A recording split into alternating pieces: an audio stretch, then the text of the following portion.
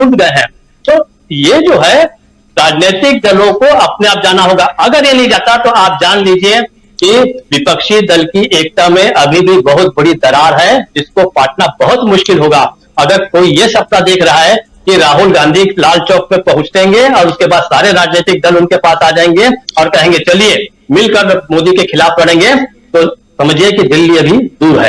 राजीव जी। जी जी, बिल्कुल सटीक विश्लेषण कर रहे हैं, लेकिन थोड़ा सा इसमें एक बात ये जोड़ना चाहूंगा और फिर आता हूं प्रोफेसर अखिल स्वामी जी आपके पास। चर्चा का समय भी खत्म हो चुका है, जल्दी से समेटते हैं इसको 10 मिनट में। इसमें एक बात ये भी है कि राहुल गांधी ने जो लकीर खींच दी है और जो काम वो कर रहे हैं, कई तो ऐसे विपक्षी दल के नेता भी हैं जो इस बात से भी चिंतित हैं कि आखिर राहुल गांधी ने यह काम कैसे कर दिया। दूसरी बात यह है कि शायद हमारे ही पैनल में कोई साथी हमेशा एक बात को कहते हैं कि राहुल गांधी के विपक्ष में दो तरह के लोग हैं। एक हैं जो विपक्षी हैं लेकिन जाते हैं वो मोदी जी का सपोर्ट करते हैं, और एक विपक्षी दल ऐसे हैं जो राहुल गांधी का विरोध करते हैं, यानी दोनों तरह के विरोधी हैं। और इस देश में अब आने वाले समय में जो काम राहुल गांधी ने कर दिया है वो श्रीनगर, हालांकि कहते हैं जो लगातार वो दोहराते हैं कि हमें श्रीनगर में झंडा फहराने से कोई रोक नहीं सकता, ये बात तो वहां बिल्कुल कन्याकुमारी से कह रहे हैं और दिल्ली तक पहुंच चुके हैं। और जैसा डॉक्टर प्रकाश हिंदुस्तानी जी कह रहे थे कि दो बातें, कोरोना की बात और अब सीआरपीएफ की बात, सीआरपीएफ की रिपोर्ट और कोरोना की बात की अगले 40 दिनों में, और अगले 40 दिनों में ही सब कुछ होना है। हालांकि 40 दिन भी नहीं, 3 तारीख से शुरू होकर के और 26 तारीख को खत्म करने का इरादा है, तो समझ सकते हैं कि कितनी तेज गति से 500-700 किलोमीटर की दूरी राहुल गांधी तय करने वाले हैं अगर 26 जनवरी को हो जाता है तो। लेकिन अगर ऐसा नहीं होता है और बाधा डालने की कोशिश में उनकी सुरक्षा के नाम पर भी हो सकती है, और तब भी राहुल गांधी ने जो लकीर खींची है, मोटी सी लंबी सी लकीर, उस लकीर को अब मिटाना बहुत मुश्किल है, चाहे सत्तारूढ़ दल हो, चाहे विपक्षी दल हो जो उनके साथ नहीं आना चाहते हो। तो आंदोलन एक अलग तरह का, और इस आंदोलन में जिनको जुड़ना है जुड़े, नहीं जुड़ना है न जुड़े। लेकिन एक बात यहां साफ है कि जो काम राहुल गांधी कर रहे हैं वही काम अब आम आदमी पार्टी करने जा रही है, वही काम समाजवादी पार्टी करने जा रही है, वही काम उधर नीतीश कुमार चूंकि साथ में है वो करने जा रहे हैं। 4 यात्राएं शुरू होने जा रही हैं, अलग अलग यात्रा तो शुरू हो रही है ना, तो ये बड़ा सवाल है, बड़ी बात है। खैर, आना चाहूंगा प्रोफेसर अखिल स्वामी जी और आपसे समझना चाहूंगा कि जो कह रहे थे डॉक्टर प्रकाश हिंदुस्तानी जी, इस चीज की गंभीरता को जरा मैं आपसे और इसका विश्लेषण चाहता हूं, ये कि सुरक्षा के नाम पर अगर रोक दिया जाता है राहुल गांधी को, थोड़ा 2 पल के लिए माना जाए कि सुरक्षा के नाम पे नहीं जी, बिल्कुल आपको खतरा है और आपको जाने नहीं देंगे हम, और राहुल गांधी कह रहे हैं, एक एजम्पशन है, और राहुल गांधी कह रहे हैं कि मुझे जाना है, फिर जी मुझे लगता है कि अगर यात्रा को नहीं रोकेंगे तो 50 सीट बीजेपी की कम होंगी, और अगर यात्रा को रोकेंगे तो 100 सीट। देखिए, हम लोग इसके जो लोग बोल रहे हैं उसको डिस्कस करते हैं। आप 2-3 घटनाएं देखिए। जनार्दन कर्नाटका के मिनिस्टर जो वहां के जो खनन किंग हैं और 3-4 विधायक उनके समूह में से आते हैं, ये बड़े नेता हैं। त्रिपुरा में वहां के विधायकों ने बीजेपी छोड़ी है।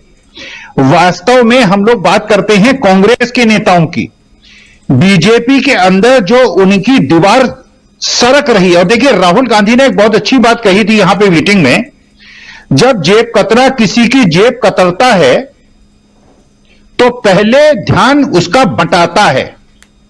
कहता है कि देखो वो देखो तोते कैसे एक साथ, देखो 100 तोते उड़ रहे हैं, आदमी उधर देखता है वो जेब उड़ा देता है। देखिए, वास्तविकता में जब मदर डेयरी के दूध के दाम 2 रुपए बढ़ते हैं तो वो कहते हैं कि देखिए टीपू सुल्तान ने क्या किया था। जब वो किसी तरह से आपके एलपीजी के दाम बढ़ाते हैं, सीएनजी के दाम बढ़ाते हैं, तो कहते हैं अकबर ऐसा करता था।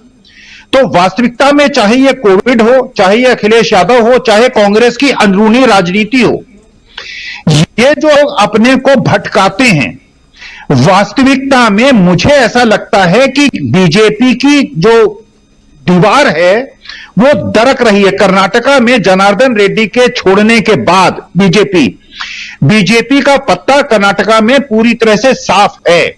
तो अगर बीजेपी इस यात्रा को नहीं रोकती तो 50 सीट कम होंगी, रोकती है तो विपक्षी दलों को फायदा हो जाएगा, अखिलेश यादव को फायदा हो जाएगा, बीजू जनता दल को फायदा हो जाएगा, लेकिन बीजेपी की 100 सीटें कम हो जाएंगी। तो बीजेपी के हित में है कि अगर वो 50 सीट कम करना चाहती है और जो anti Congress anti BJP parties हैं उनको बढ़त नहीं चाहती है तो यात्रा को हो जाने दें, 50 सीट कम हो जाने दें और उसके बाद देखें। नहीं, अगर यात्रा को रोकेंगे 100 सीटें बीजेपी की कम होगी, सत्ता में नहीं लौट पाएंगे। राजीव जी। जी जी, अजय शुक्ला जी आपके पास आना चाहता हूं। और क्या आपको क्या लगता है ये जो सेकेंड फेज है, और सेकेंड फेज में बहुत सारी बातें, इतनी बातें फर्स्ट फेज पे नहीं हो रही थी, लगातार राहुल गांधी लगभग 3000 किलोमीटर चल दिए, कोई बात इतनी नहीं हो रही थी, लेकिन अब जो बातें हो रही हैं ये कहीं ना कहीं डरावनी भी हैं। राहुल गांधी ने पिछले 2 साल में 113 बार सुरक्षा घेरे को तोड़ा है। ये अब सीआरपीएफ की तरफ से ये बयान दिया जा रहा है। जो दिल्ली में जो सुरक्षा चाक चौबंद होनी चाहिए थी, दिल्ली की सड़कें जो हैं इतनी सकड़ी नहीं है, और खासकर आईटीओ चौराहे पे अगर राहुल गांधी को धक्का मुक्की का सामना करना पड़े तो आप समझ सकते हैं कि दिल्ली पुलिस, और वही आईटीओ बगल में दिल्ली पुलिस का दफ्तर आप और हम सब ने देखा है अच्छी तरह से। अब हालांकि वहां से नए दफ्तर में चले गए हैं, लेकिन बगल में और गांधी जी की तस्वीर के साथ वो ऊंची सी बिल्डिंग दिखाई देती है। तो क्या ये एक, और यहां जब सवाल पूछा जाता है दिल्ली पुलिस से, जवाब सीआरपीएफ की तरफ से आ रहा है, और दूसरी तरफ कोरोना कोरोना कोरोना कहा ही जा रहा है। हालांकि 2-3 दिनों से कोरोना का राग कम था, आज से फिर बढ़ा है। और मुझे जहां तक लगता है, जो प्रकाश हिंदुस्तानी जी कह रहे थे कि कोरोना का राग जो है ये जैसे जैसे 3 तारीख करीब आएगी वैसे वैसे और हम लोगों को तेज सुनाई देगी। क्या ये क्रिएटेड है? और अगर क्रिएटेड है तो क्या ये हम तय माने कि राहुल गांधी नहीं पहुंच रहे हैं श्रीनगर तक, जबकि आप बैठे हुए हैं, मैं जान रहा हूं आपके एरिया से भी गुजरने वाले हैं। पंजाब तो है ही, पंजाब और हरियाणा, बिल्कुल चंडीगढ़। देखिए राजीव जी, मैं एक चीज पहले तो कहूं कि मैंने जब अखिलेश का बयान सुना ना, मुझे बड़ी तकलीफ हुई और मुझे वो बात याद आई जो राहुल गांधी बार बार कहते हैं कि अब विपक्ष को भी पहचानना हो और हम किनके साथ क्या करेंगे इस पर हम मंथन करेंगे, जरूरी है करना। इसीलिए क्योंकि उन्होंने देख लिया है वो मुझे याद है 2017 में ये जो क्या नाम है, ये जोड़ी जो है उत्तर प्रदेश में किस तरीके से चल रही थी। तब राहुल गांधी भाजपा जैसे नहीं लग रहे थे, तब कांग्रेस भाजपा जैसी नहीं लग रही थी जी। भाई ये परिवार और ये लोग तो अपनी राजनीति कब से कर रहे हैं।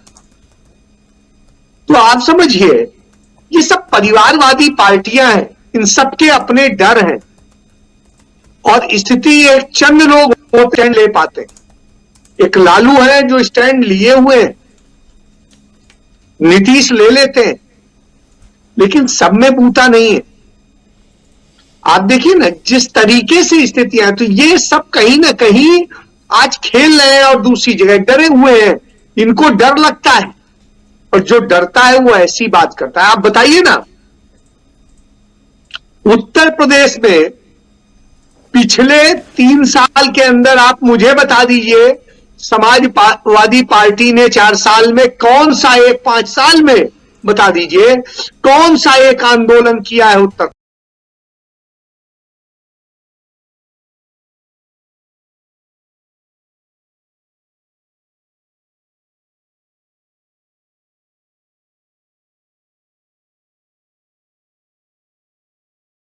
प्रदेश में। एक आंदोलन बता दीजिए।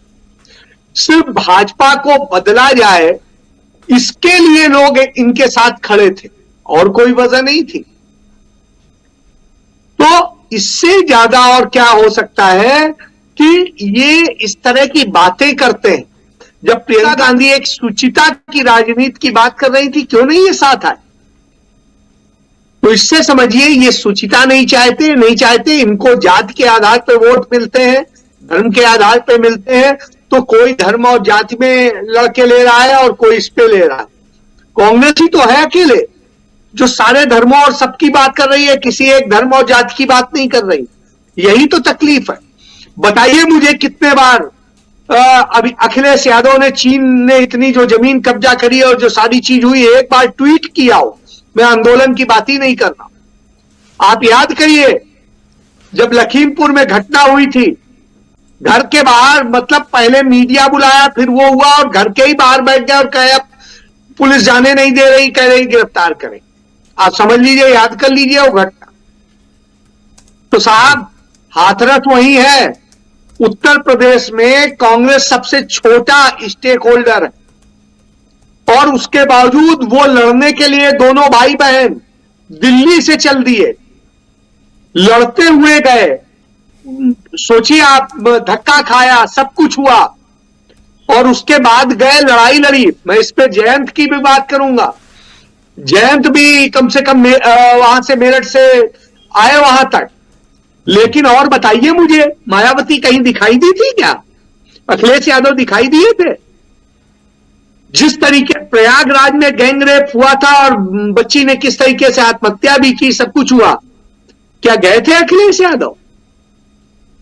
कितनी घटनाएं हो गई, इतने में अखिलेश यादव ने क्या किया? मुझे एक घटना बता दीजिए।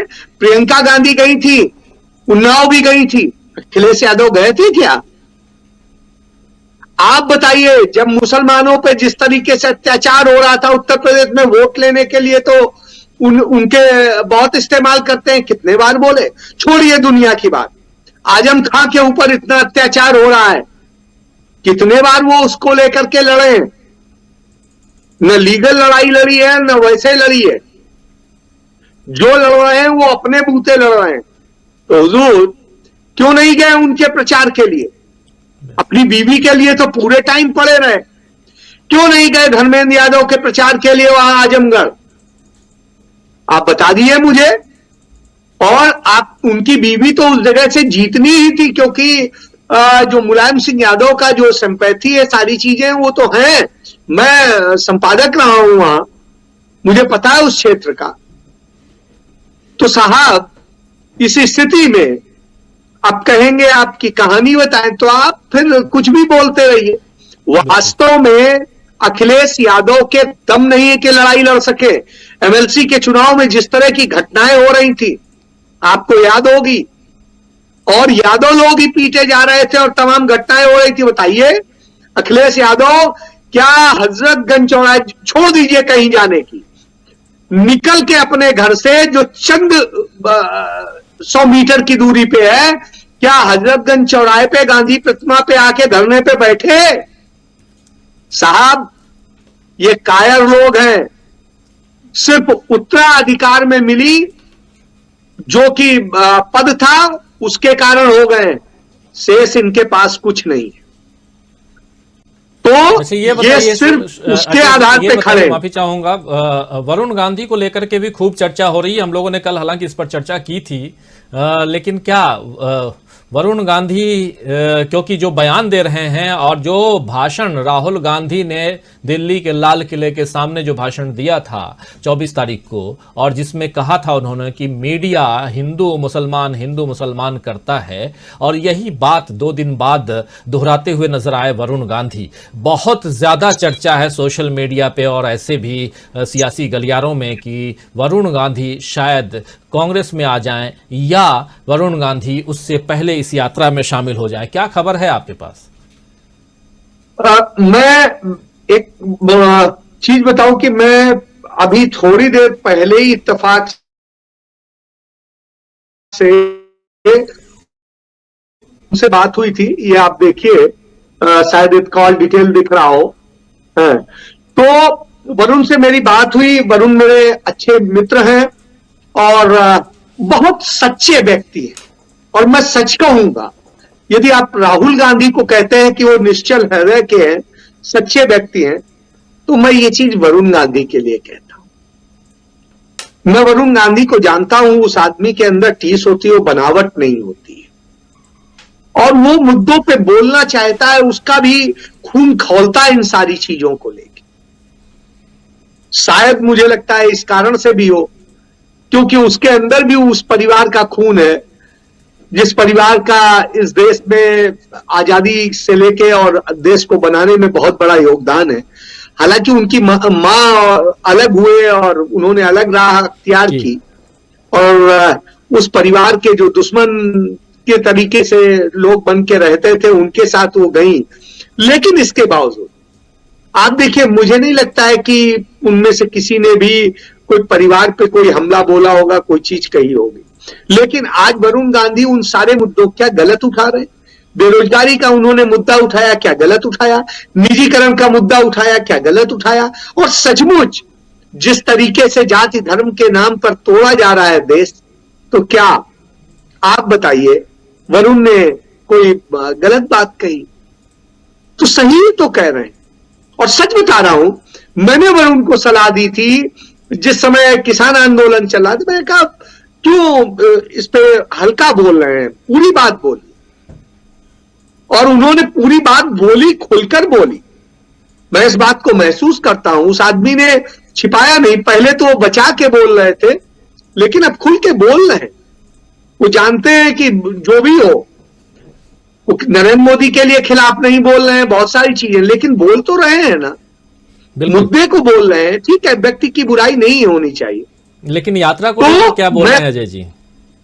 नहीं, बिल्कुल वो बोल रहे हैं कि आवश्यक है इस तरह की चीजें, निश्चित रूप से बोल रहे हैं, जरूरी है, क्योंकि देश को टूटने नहीं देना है। टूट गया है जैसी स्थिति नहीं, टूटने तोड़ने की कोशिश हो रही है और उस कोशिश को खत्म करना है। तोड़ तो सकते नहीं है, ये तोड़ रहे होते तो आप देखिए 1 2 3 4 5 6 और आपको भी जोड़ लें तो 7 लोग बैठे हैं, और जो है सॉरी 6 लोग बैठे हैं, और 6 लोग के बावजूद ये 6 लोग इत्तेफाक से सभी, यदि कम्युनिटी वाइज बात करें तो सभी हिंदू हैं, लेकिन हर कोई तो बात कर रहा है ना, देश की बात कर रहा है, सबको जोड़ने की बात के साथ में जोड़ रहा है अपने आप को। तो कोई इनमें से बैठा हो कह दे कि हाँ हम नहीं चाहते, हम तो सिर्फ एक हिंदू राष्ट्र चाहते, हम बाकी देश को आप के जो नागरिक हैं उन्हें उठाइए और समुद्र में फेंक दीजिए जाके, तो साहब कोई नहीं चाहेगा। और मैं समझता हूं यही वजह है कि इस देश के 62% मतदाताओं ने नरेंद्र मोदी को नकारा है। तो यह, और जो उनका सबसे अच्छा राजनीतिक प्रदर्शन था उसमें, इससे आप समझ सकते हैं। और कांग्रेस इसलिए 12 करोड़ पे सिमट गई क्योंकि जो उनके विरोध के बाकी वोट थे वो इन्हीं सारे लोगों ने ले लिए, जो अंततः कहीं ना कहीं नफरतियों के साथ मिल जाते हैं स्वार्थ के लिए। यह एक सत्य है। तो इससे समझ लीजिए ये स्वार्थी लोग हैं, इसलिए कांग्रेस को सिर्फ एक लड़ाई नहीं लड़नी, राहुल गांधी को एक लड़ाई नहीं लड़नी, कांग्रेस के भीतर भी लड़नी है, इन छद्म विपक्षियों से भी लड़नी है। उन्हें लड़ना है उन सारे लोगों से जो असल में नफरत पाल के रहते हैं, और जो कोई चापलूस है, कोई सत्ता लोलुप है, और कोई जो है डरे हुए हैं जी। तो इन सब से लड़ना है। कुछ जोड़े जाएंगे और कुछ को खांचे में अलग के फिट करना हो, तो यही असलियत में लड़ाई है। यही जो है भारत जो तभी जोड़ पाएगा, अन्यथा नहीं जोड़ पाएगा। आप बताइए मुझे कि कांग्रेस ने कभी किसी को जाति और धर्म के आधार पे खत्म किया हो, लेकिन इन्होंने किया है।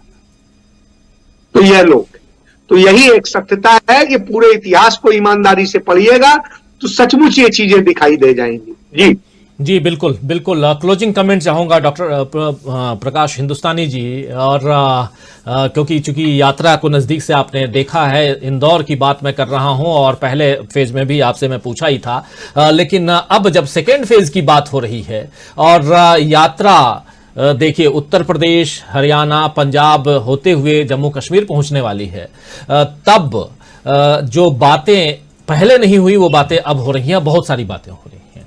आपने ही कहा कोरोना, और इसकी बात भी कही आपने सिक्योरिटी को लेकर के। क्या सचमुच ये एक गंभीर मसला तो है, लेकिन एक तरफ राजनीति और दूसरी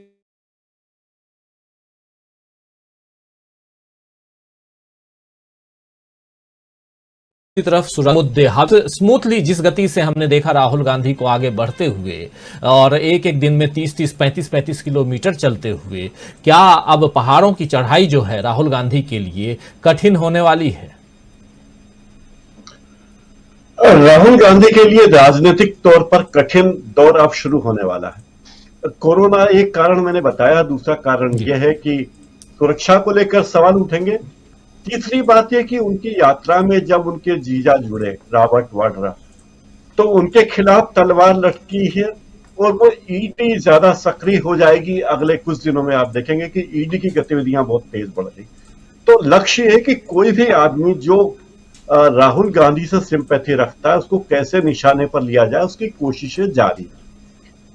इसीलिए डर के मारे अखिलेश यादव हों या और लोग भी हों, अधिकांश लोग हैं जो ईडी के डर से हुए हैं, इनकम टैक्स के डर से बैठे हैं, सीबीआई के डर से बैठे हैं, तो वे लोग अपने घरों में बैठे रहें। इसलिए न केवल बीजेपी का आईटी सेल ज्यादा सक्रिय दिखेगा आने वाले दिनों में, ये तमाम आनुषंगिक संगठन जो संयोग से या दुर्भाग्य से भारत सरकार के अंग हैं, वे भी सक्रिय दिखेंगे। रॉबर्ट वाड्रा निशाने पर आने वाले हैं। कोरोना ज्यादा भारत में क्योंकि कोरोना के कारण दो फायदे हैं। एक तो राहुल गांधी की यात्रा रोकने का एक उद्देश्य है, दूसरी बात यह है कि फार्मा सेक्टर में सरकार अपने चहेते लोगों को आगे बढ़ा सकती है। तो ये कोरोना का भी लाभ सरकार लेने से चूकेगी नहीं। ये बहुत अच्छी बात है कि वरुण गांधी का भी हृदय परिवर्तन हो रहा है, जो कह रहे थे कि हिंदुओं की तरफ नजर देखने वालों में तुम्हारे हाथ काट दूंगा, वे राहुल गांधी से सिंपैथी रखने लगे। तो बहुत अच्छा लगा ये जान के कि वो थोड़ा सांप्रदायिक रुख अपना बदल रहे हैं। और ये बात तो उनका दिल टूटा हुआ है। उनकी मां ने कहा था कि उत्तर प्रदेश के मुख्यमंत्री के लिए सबसे योग्य व्यक्ति कोई है तो वरुण गांधी है, और फिर एकाएक वीडियो आ जाता है आईटी सेल का या किस सेल का, और वरुण गांधी पार्श्व चले जाते हैं और योगी आदित्यनाथ आ जाते हैं। तो ये सारी चीजें घटनाक्रम देखकर लगता है कि अब आने वाले दिनों में यात्रा से ज्यादा गंभीरता, ज्यादा घटनाएं आपको यहां देखने को मिलेगी, ईडी में, इनकम टैक्स में और सीबीआई में। इसके अलावा वाड्रा निशाने पर थे, अभी भी हैं और आगे और ज्यादा रहेंगे, क्योंकि राहुल गांधी और सोनिया गांधी पर या प्रियंका गांधी पर सीधा सीधा कोई हमला करने की स्थिति में सरकार नहीं है। और जैसा कि स्वामी जी ने कहा, प्रोफेसर स्वामी ने, कि बीजेपी के अभी अपने चरम पर है, बीजेपी के आगे अब इससे आगे जाने की कोई संभावना है नहीं, बीजेपी को अब नीचे ही आना है। तो बीजेपी जब चरम पे है तो उसे डर है कि नीचे ना आ पाए, और उसकी कोशिश होगी कि किसी भी तरह येन केन प्रकारेण अगले वर्ष जो जिन राज्यों में चुनाव होने वाले 9 राज्य हैं, शायद 10 राज्य भी हो जाएं, तो बड़े बड़े राज्य उसमें है, कर्नाटक, मध्य प्रदेश, छत्तीसगढ़, राजस्थान, तेलंगाना, ये तो 5 तो बड़े राज्य हैं जहां 83 सीटें, लगभग 81 सीटें हैं। बाकी राज्यों में 2 राज्यों में 2-2 सीटें हैं, 2 राज्यों में 1-1 सीट है, और जम्मू कश्मीर में होते तो वो अलग है। पर इन सबको देखकर 1 महीने में राजनीतिक गतिविधियां बहुत तेज होने वाली हैं और बहुत ही तेज होंगी, और सरकार, सत्तारूढ़ दल जितना एक्टिव होगा उतने ही एक्टिव ये सरकारी एजेंसियां होंगी। और मुझे लगता है कि राहुल गांधी इस सब के लिए तैयार हैं, और दिल्ली आते आते राहुल गांधी का जोश जो बढ़ा है तो एकाएक नहीं बढ़ा। उन्होंने देख लिया, इस बात को समझ लिया कि मेरे पीछे कितन है। पहले वे ये बात भी कह चुके थे कि देश के लोगों ने मुझे समर्थन नहीं दिया, मैं जो चाहता था, उन्होंने शब्द शायद मजाकिया भी इस्तेमाल किए थे, लेकिन उन्हें अपेक्षित समर्थन नहीं मिला था। अब राहुल गांधी इस बात के लिए मुतमईन है कि उन्हें अच्छा समर्थन मिल रहा है, मौका मिल रहा है, और बीजेपी के लोगों के भी एक बड़े वर्ग का समर्थन मिल रहा है। इस बात को आप न भूलें, क्योंकि उत्तर प्रदेश में या मध्य प्रदेश में, राजस्थान में, छत्तीसगढ़ में बीजेपी के अंदर जो अंतर विरोध हैं वो इतने ज्यादा हैं कि लोग मौके की तलाश में हैं। अभी जो गुजरात मॉडल की बात करते हैं, अगर गुजरात मॉडल पर मध्य प्रदेश के चुनाव हुए तो बीजेपी को सरकार बनाना सपना जैसा हो जाएगा। इसलिए बीजेपी वहां कोई मॉडल, गुजरात मॉडल नहीं ला रही है। सारे बीजेपी के नेताओं, पुराने नेताओं के धोख देने जा रहे हैं नेता लोग। इसका मतलब बीजेपी समझ चुकी है कि वो अपने चरम पर पहुंच चुकी है, शीर्ष से अब उसे नीचे ही आना है, आगे जाने की कोई संभावना उसकी नहीं है।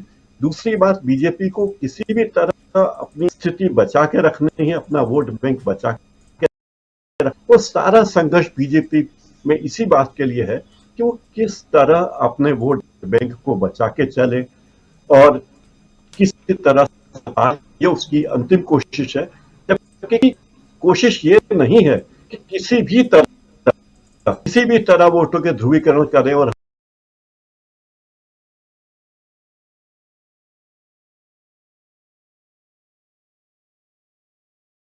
हम सत्ता में आए, ऐसा कांग्रेस का लक्ष्य नहीं होता। लेकिन बीजेपी का यह लक्ष्य है और वो बीजेपी उसी लक्ष्य की जा रही है। और राहुल गांधी पर जो इल्जामात लग रहे हैं, सुरक्षा की बातें, सब उसी का एक हिस्सा है, ऐसा मुझे लगता है। राजू जी जी, बिल्कुल बिल्कुल। ऐसे इल्जामात अगर ना लगाए जाएं तो फिर यात्रा में बाधा कैसे पड़े। लेकिन इन सब से इतर बात यहां यह है कि अगर सीआरपीएफ की रिपोर्ट कहती है कि राहुल गांधी ने 2 साल में 113 बार सुरक्षा घेरे को या सुरक्षा के नियमों का उल्लंघन किया है, तो तब सीआरपीएफ ने यह रिपोर्ट क्यों नहीं दी? ये रिपोर्ट तो पहले आनी चाहिए थी और राहुल गांधी को बताना चाहिए था, देश को बताना चाहिए था। लेकिन अब जब कांग्रेस की तरफ से चिट्ठी जाती है कि राहुल गांधी की सुरक्षा में सेंध लगाने की कोशिश हो रही है या सुरक्षा घेरा जो है जितनी मजबूत हो, मतलब जितना मजबूती के साथ वहां दिखाई देना चाहिए था वो नहीं है, तो आखिर गलती किसकी है?